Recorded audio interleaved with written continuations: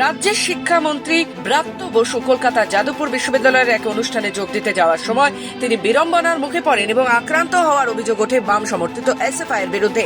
আর এই ঘটনাকে কেন্দ্র করে রাজ্য জুড়ে তৃণমূলের রোষ আছড়ে পড়ে। এর থেকে বাদ পড়েনি দুর্গাপুর শিল্পাঞ্চল।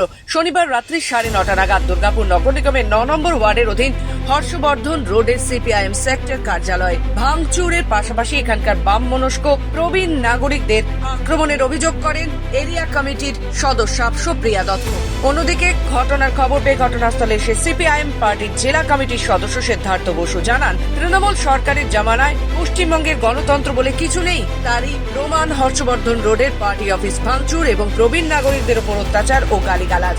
ঘটনায় আক্রান্ত প্রবীণ নাগরিক তথা প্রাক্তন সিপিআইএম কনভেনার কমলকান্ত ঘোষ প্রাক্তন কাউন্সিলর পল্লব রঞ্জন নাগের বিরুদ্ধে অভিযোগ এনে বলেন, কয়েকজন মদ্যপ যুবককে সঙ্গে নিয়ে তাদের উপর হামলা চালানো হয় ও চেয়ার টেবিল ভাঙচুর চালায়, অকথ্য গালিগালাজ করতে থাকে এবং পার্টি অফিসে তালা মেরে দেয়। অন্যদিকে এই ঘটনার সত্যতা স্বীকার করে প্রাক্তন কাউন্সিলর পল্লব রঞ্জন নাগ বলেন, বেশ কিছুদিন ধরে তাদের কাছে অভিযোগ আসছিল যে সিপিএম সেক্টর অফিসে জুয়া খেলা হয়। বাড়ি বাড়ি তারই প্রতিবাদ করায় অভিযুক্তরা তেড়ে আসতে ভাঙচুরের ঘটনা ঘটে।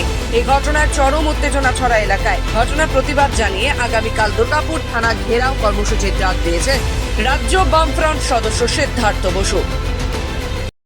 আমাদের এখানে প্রতিদিন বয়স্ক কাকুরা বসেন, ঠিক আছে, যাদের বয়স 80-র উপরে। আর এই অঞ্চলে এরা রীতিমতন কি বলবো, ওনাদের একটা পরিচিতি আছে ভদ্র সভ্য মানুষজন হিসাবে, মানুষের উপকার করে। আপনারা যে কোনো সময় তাদের কাছে এখানকার লোকদের কাছে জিজ্ঞেস করুন, তারা খুবই সভ্য ভদ্র মানুষ। এবং তারা শুধু এখানে বসেন না, এখানে কোনো মানুষের কোনো দরকার পড়লে তারা হেল্প করেন। কারো কেউ মারা গেলে তাদের বাড়ির পাশে দাঁড়ান এবং ভোটার লিস্ট নিয়ে কারণ কোনো অসুবিধা থাকলে নামে তুলতে হবে কি নাম ইয়ে করতে হবে তারা দেখে দেন। বয়স্ক মানুষরা এখানে বসে টুকটুক করে কাজগুলো করেন এবং সব অসুস্থ মানুষ। আমরা কিছুক্ষণ আগে আমি শুনতে পেলাম যে এই মানুষগুলোকে তারা এসে তৃণমূলের পৌরপিতা নাকি আগে ছিলেন, তার লোকজন তিনি এসে এবং তারা রীতিমতো সুস্থ অবস্থা না, সব অসুস্থ অবস্থায়। তারাই বলছিলেন যে এসে ওনাদেরকে মারধর করলেন, ঠেলাঠেলি করলেন, দেখতেই পাচ্ছেন সব কিছু, এবং দরজায় তালা মেরে চারিদিকে চলে গেল। আমি নই শুধু, তার সঙ্গে আরও 4 জন ছিল, তারাও ভয়ে দৌড়েছিল। আমার গাড়ি ছিল এবং যখন হয় তখন আমি বলি যে এটা আমরা পার্টি অফিসে বসি নেই, পাশে বসেছি, তোমরা কেন আমাদেরকে এরকম করছো, আমাদের বয়স হয়েছে।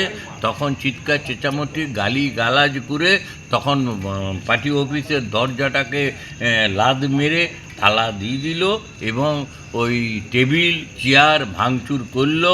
আর আপনারা কাল থেকে পার্টি অফিস খুলবেন না এবং পার্টি অফিসে আর আসবেন না। হ্যাঁ, আর আপনাদের এই গাড়িগুলো কার কার আছে এখনই বেরিয়ে যান, এখনই বেরিয়ে যান, এখনই বেরিয়ে যান, সেই ধাক্কা দিয়ে আমাদেরকে বেরিয়ে দিল। পশ্চিমবাংলায় এর থেকে আর কি এই সরকার তৃণমূলের কাছ থেকে এর থেকে আর কি প্রত্যাশা করা যেতে পারে? এটাই তো ছিল, এটাই ভবিতব্য। 11 সালের পরিবর্তনের পরে বদলা নয় বদল চাই বলে যারা সরকারে এসেছিল, এ তো বদলা তো চলছেই, আর বামপন্থীদের উপরেই বদলা চলছে। আর আজকে শিক্ষামন্ত্রীর যে ঘটনা, সেই ঘটনাটা তো আজকে অস্বীকার করা যাবে না। যাদবপুর বিশ্ববিদ্যালয়ের ছাত্রছাত্রীরা যে ডিমান্ডগুলো করেছে, সেই ডিমান্ড শোনার মতো পরিবেশ পরিস্থিতি তৈরি করছে না আজকে সরকার। আজকে সরকার শুনতে চাইছে না, কারণ পশ্চিমবাংলায় গণতন্ত্র নেই। আর গণতন্ত্র নেই বলে আজকে এই নমুনা আজকে পশ্চিমবাংলায়। আজকে তার জন্য এই হর্ষবর্ধন আমাদের যে সেক্টর অফিস, সেই সেক্টর অফিস ভাঙচুর হলো, প্রবীণ মানুষদের গায়ে হাত পড়লো। এইটা কখনোই পশ্চিমবাংলার মানুষের কাছে কাম্য নয়। গতকাল তৃণমূল কংগ্রেসের পক্ষ থেকে কর্মী সভা হলো, কর্মী সভায় নেত্রী যা বলেছেন সেই নেত্রীর নির্দেশ মেনেই তাই চলছে। লুটপাট চলছে, ভাঙচুর চলছে, অরাজকতা চলছে, এ তো চলছেই। তো গোটা পশ্চিমবাংলা জুড়ে চলছে, কোথায় চলছে না? না না, আপনাদের আমি জানি না কারা কি বলেছে, আপনি খবর নিন।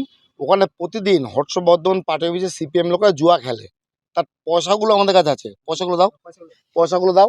এবং তার সাথে আমাদের যে ভিডিও আছে, এলাকার লোকেরা আমাদের কাছে এই অবজেকশন করেছে, যেখানে প্রতিদিন এই দেখুন এইভাবে পয়সাগুলো রেখেছে। পয়সাগুলো দাও।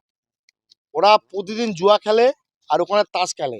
আমরা তার প্রতিবাদ করেছি, আমরা এখানে জুয়া খেলবেন না। ওরা ওরা এর বিরুদ্ধে আমাদের কাছে আক্রমণ করে, এলাকার মানুষজন নিয়ে একটা আমরা প্রতিবাদ করেছি, তার জন্য আজকে ওরা এইসব কথা বলছে।